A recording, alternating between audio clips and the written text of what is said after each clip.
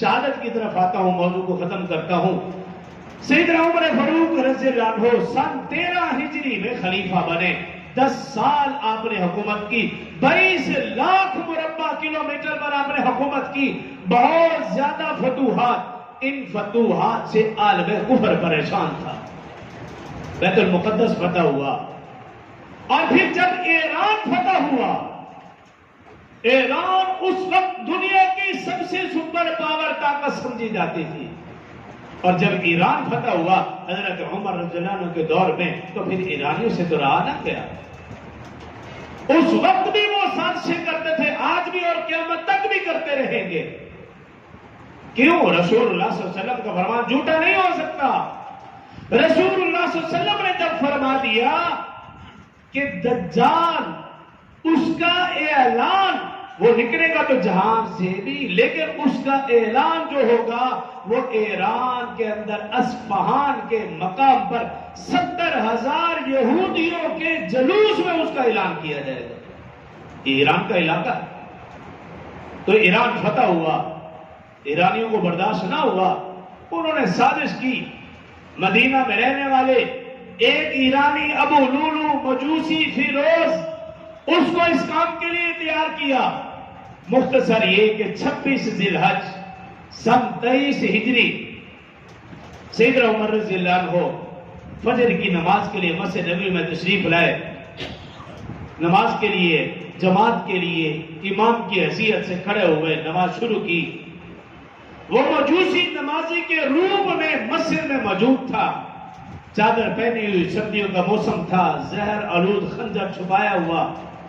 عمر رضی اللہ عنہ نے جیسے ہی تلاوت کی، وہ مجوسی آگے بڑھا اور اس نے وہ زہر آلود خنجر حضرت عمر رضی اللہ عنہ کے پیٹ میں پے در پہ وار کیے۔ عمر رضی اللہ عنہ زخموں سے چور چور جیسے ہی گرے، فوراً پیچھے کھڑے عبد الرحمن بن عوف رضی اللہ عنہ کو اپنے مصلی پر کھڑا کیا اور اشاروں سے نماز مکمل کی۔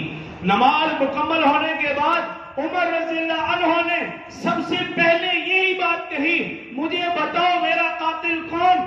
بتایا گیا کہ وہ غیر مسلم ہے، تو سیدنا عمر رضی اللہ عنہ نے اللہ کا شکر ادا کیا اور فرمایا کہ میں نے یہ دعا کر رکھی تھی، اللہم وہ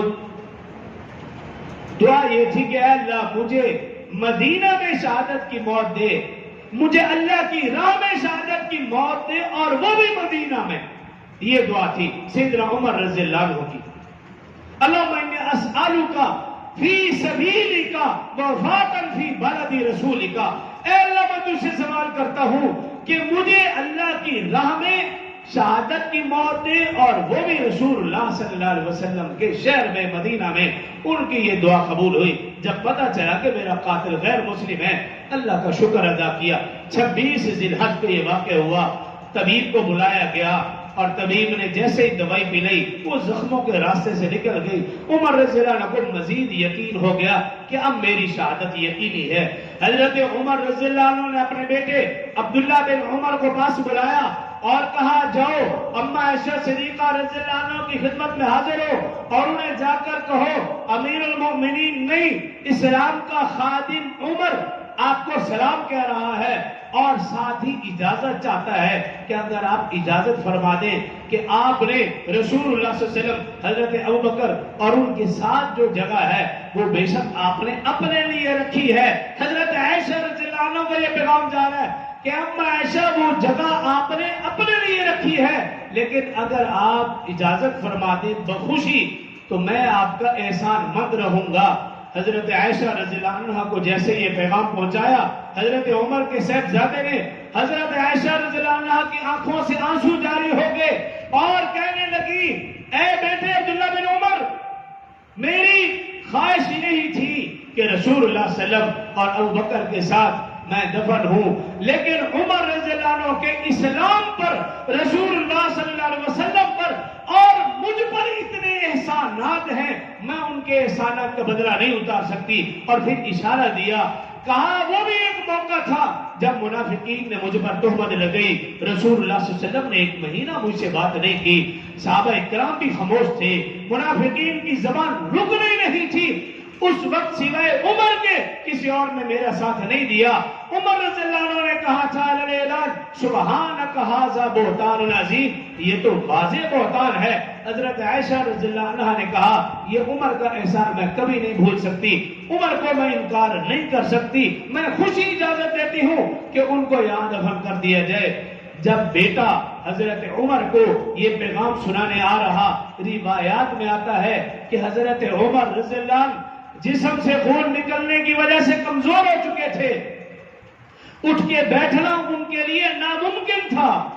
لیکن جب بیٹا یہ پیغام لے کر آیا، روایات میں آتا ہے کہ حضرت عمر نے ہاتھ کے اشارے سے کہا ٹھہر جاؤ، یہ اما عائشہ کا پیغام ہے، اس پیغام کو لیٹ کر سننا میں گستاخی بے ادبی سمجھتا ہوں، مجھے اٹھا کر بٹھاؤ. حضرت عمر کو اٹھا کر بٹھایا گیا، پھر کہا اب مجھے پیغام سناؤ. اما عائشہ کا کیا پیغام ہے؟ عبداللہ بن عمر نے پیغام سنایا، خوشخبری سنائی، اجازت کی خوشخبری. اور حضرت عمر رضی اللہ عنہ نے کہا نہیں، جب میری آنکھیں بند ہو جائیں، میرے کان سننا بند ہو جائیں، میری زبان بولنا چھوڑ دے، میرے ہاتھ پاؤں کام کرنا چھوڑ دے، مجھے جب کفن میں لپیٹ دیا جائے، میری میت کو اما عائشہ کے دروازے پہ رکھنا، پھر اجازت مانگنا.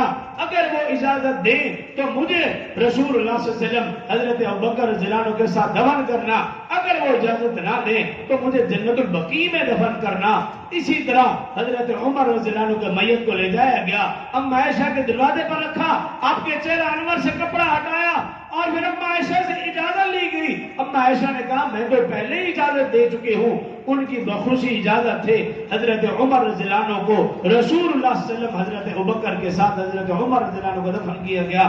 تو میں نے عرض کیا اصحاب رسول ہوں یا اہل بیت رسول ہوں، تمام کے تمام ہمارے لیے قابل احترام ہیں. مسلمان وہی ہے جو ان سب کا احترام کرے، اور بے ایمان وہ ہے جو اصحاب اور اہل بیت میں فرق رکھے اور ان کے فضائل مناقب غلط بیان کرے. ایسا شخص مسلمان نہیں ہو سکتا. جو کہا سنا اللہ مجھے اور آپ کو عمل کی توفیق دے.